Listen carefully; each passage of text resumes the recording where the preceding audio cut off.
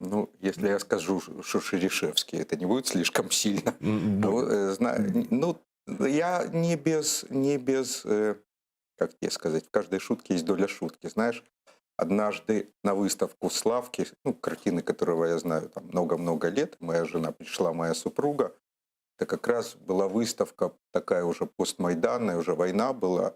И она посмотрела, и она говорит, вот как такого веселого художника можно заставить рисовать вот такие серьезные, такие, ну, картины, там достаточно, не скажу печальные, но такие серьезные, да, веселого нашего Славика. Так что почему нет войны?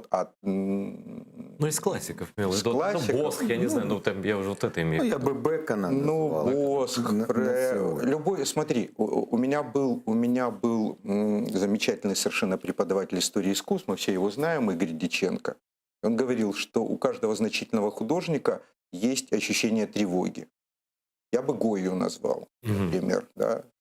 Бедствие войны, капричос, ну, вечные просто вещи, черная работа его, э, просто узнаваемо.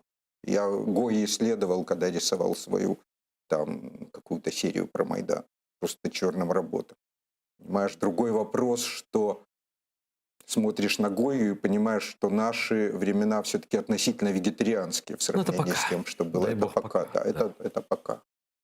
Такими они.